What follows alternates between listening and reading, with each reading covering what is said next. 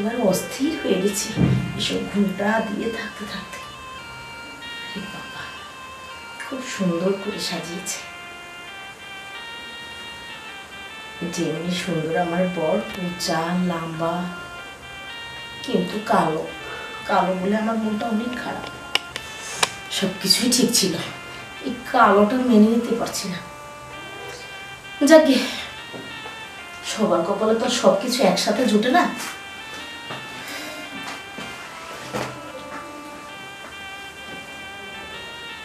চাদরটা কত সুন্দর।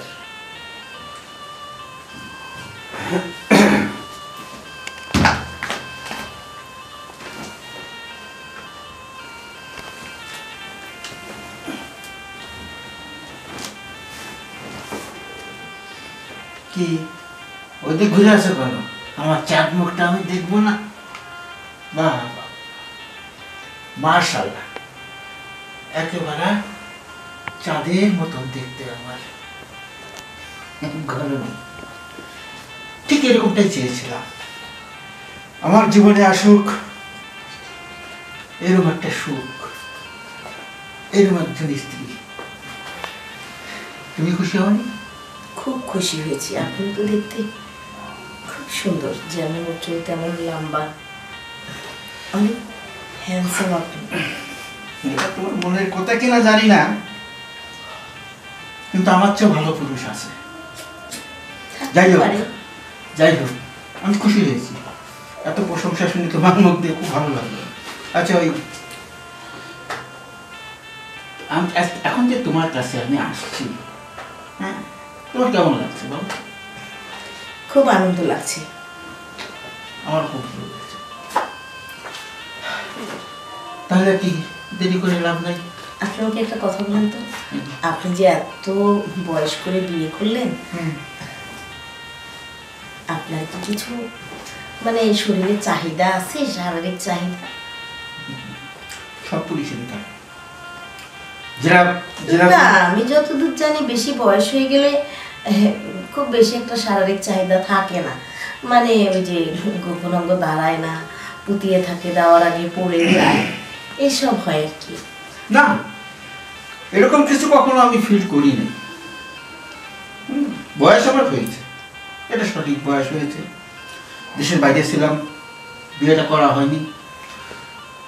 বিদেশ শেষ করে এখন দেশে আসছি, যেহেতু এই যে বাড়িটা দেখছো, বিদেশে থাকাকালীন যে টাকা পয়সা কামাইছি ওই টাকা দিয়েই আমি এই বাড়িটা করেছি, 5 তলা বাড়ি। হ্যাঁ, খুব সুন্দর বাড়ি। সেটা আমার না, এখন বাড়িটার উত্তরাধিকার তুমিও, কারণ যখন তুমি আমার স্ত্রী হয়ে আসছো সব কিছু তোমার। আচ্ছা যাই হোক, বুঝলাম, কিন্তু আমার কিন্তু মনে হয় না হ্যাঁ যে আপনি এই বয়সে আমার মতো একটা টাটা গাড়ি চালাতে পারবেন। টাকার জোরে আমার বাবা মাকে পটিয়ে তো আমাকে বিয়ে ঠিকই করে নিলেন, কিন্তু আমার চাহিদা কতটা পূরণ করতে পারবেন সেটাই দেখার বিষয়।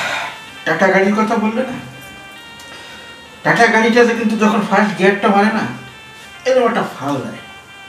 ওই ফালটা আজকে আমি তোমাকে দেখাবো। তুমি বলছো যে বয়স হয়ে গেছে, পারবে না। বৃক্ষ নাম কি? ফলে পরিচয়। খালি কলসি নাচে বেশি, ছোটবেলা থেকেই শুনে এসেছি। আপনার ভাইও অনেকটাই তাই। ঠিক আছে, তাহলে প্রমাণটা হয়ে যাক। খালি কলসি কি নাচে না বাজে না কি করে, প্রমাণ হয়ে যাক। আপনার ফোন এসছে, মনে হয় বাইরে থেকে কেউ করছে, একটু রিসিভ করে আগে কথাটা বলে নেন।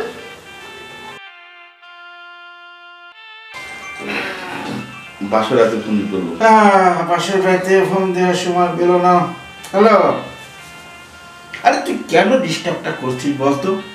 আমি এখন বাসর গান করছি, আমার গিন্নির সঙ্গে মিষ্টি মিষ্টি কথা বলছি, খারাপ লাগছে তোর না? রাখ, পরে কথা বলবো। বড় মহেশ বন্ধু, ও মালয়েশিয়া থাকে, ওখান থেকে ফোন দিছে। আচ্ছা ঠিক আছে, তাহলে কি ফলে পরিচয়টা হয়ে যাক। শুনেন, খামাখা বিয়ে হয়ে গেছে, যা হবার ছিল তা তো হয়ে গেছে। খামাখা আপনি আমার গায়ে হাত দিয়ে না আমার শরীরটাকে নষ্ট করেন না, ঠিক আছে? বিয়ে যখন হয়ে গেছে একসঙ্গে থাকতে হবে। আপনি আপনার মতো থাকেন, আমি আমার মতো থাকি। না, আমি চ্যালেঞ্জ ছুড়ে দিয়েছি তোমাকে, যদি আমি কিছু করতে না পারি, তোমার যা মনে চায়, যেদিকে মনে চায় মনে করো তুমি আমার ঘর করবে না, তুমি চলে যাবে বাপের বাড়ি, বাস আমার কোনো আপত্তি নাই। আর যদি মনে করো আমি জিতে গেছি, তাহলে কি করবে তুমি? নিজের উপরে কনফিডেন্স থাকা ভালো, কিন্তু ওভার কনফিডেন্স থাকা মোটেও ভালো নয়, ঠিক আছে? আমি নিজের আত্মবিশ্বাসে কিন্তু আমি নিজে কথা বলি। আসুন দেখা যাক। স্ত্রী বিয়ে করেছেন, অধিকার তো আছে, দেখি কি করে।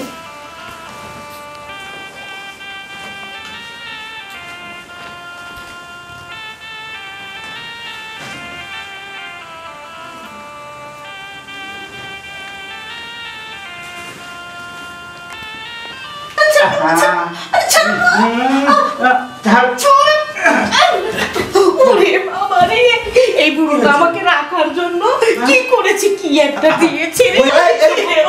আরে কি হচ্ছে দেখো দিদি, এটা তো বান্ধারের সময় পাই না রে। এই শোনো, কি হয়েছে রে বাবা? বসো বসো বসো বসো, হয়েছে কি আছে? কি হয়েছে?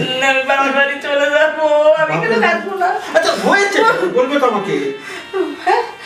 কি হয়নি, কি হয়নি, আমি বাপের বাড়ি চলে যাবো, আমি কি হয়েছে? একবারে ফাটিয়ে উঠিয়ে দিয়েছো তুমি আমাকে, তুমি আমার কি ঢুকাই দিয়েছিলে। আচ্ছা শোনো শোনো, আমি তোমাকে বলছি, তোমার তো কিছু করার ক্ষমতা নেই। হ্যাঁ, তুমি কি কিছু এনেছো এখানে? কিছু আছে? না না না কিছু আনি শশা, বেগুন, মূলো, কিছু আরে কিচ্ছু না। দিয়েছো? কিচ্ছু না। আমার কথাটা শোনো, তোমাকে আমি চ্যালেঞ্জ করেছিলাম না? আমি আত্মবিশ্বাস ছিলাম যে আমার ওইটা ঠিক আছে, তুমি বলছিলে ওইটা ঠিক নাই, প্রমাণটা পেয়েছো তো? তার মানে কি তুমি তোমার ওই জিনিসটাই দিয়েছিলে? হ্যাঁ ওইটাই দিয়েছি। আর তুমি যেভাবে চিৎকার করে এখান থেকে মানে বেরিয়ে যেতে চেয়েছো, আশেপাশে কিন্তু সব মেহমান, যাদের দাওয়াত দিয়েছি সব মেহমান বাড়ির ভিতরে রয়েছে। তুমি যদি চলে যেতে, হ্যাঁ আমি মুখ দেখাইতে পারতাম, লজ্জায় মরে যেতাম। ছি এরকম কাণ্ড করেনি আমার লক্ষ্মীটি। শোনো না না না, দেখো আমি বোঝাচ্ছি তোমাকে, তুমি আমার নতুন বউ, এগুলো তো আর কখনো করনি, প্রথমবার করতেছ, এই জন্য একটু ব্যথা লাগছে, এরপরে তো সব সহে যাবে। হ্যাঁ তার মানে তুমি জানতে আমি ব্যথা পাবো, জেনে বুঝে করেছো? ওই যে তুমি বিশ্বাস করতে চাওনি আমাকে, এই জন্য একটু মেরে দিয়েছে, একটু জোরে। ওটা আমার হয়েছে, এরকম জোরে আর দেবো না, এখন থেকে আস্তে আস্তে দেবো। ঠিক আজকে কিন্তু আল্লাহ ঠিক আছে লক্ষ্মীটি আস্তে দেবো। এই যে তেল আছে, আস্তে তেল লাগিয়ে তুমি তেল হবে, সে বলো আমি তেলটা দিচ্ছি, দেখো আস্তে আমি বলেছি তো আস্তে আস্তে দেবো না। হ্যাঁ তোমাকে এগুলো বলে আমি অন্যায় করে ফেলেছি, কারো সম্বন্ধে না জেনে কিছু বলতে নেই। এই দেখো বিশ্বাস না করে তেলটা লাগিয়ে নিলাম। মেনেছি তো, সে জল থাকতেও পারে, পুরো হলেও পারে। হ্যাঁ এই জন্য বলেছিলাম আস্তে দেবো, আস্তে দেবো। বৃক্ষ নাম কি? ফলে পরিচয়, এটা তোমাকে প্রমাণ করে দিয়ে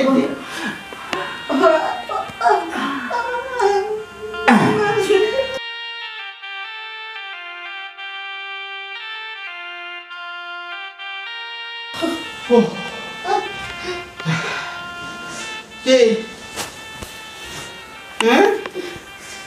মুখ বেজার করে থাকা ভালো না। আজকে আমাদের প্রথম বাসর রাত, এখন যে ফ্রেশ হয়ে সুন্দর টুকটুকায় আমার সামনে এসে বসো, আমরা একসাথে বসে কিছু খাবো। ঠিক আছে চলো। যাও, আর তুমি যাও আগে, আমি পরে আসছি। যাও।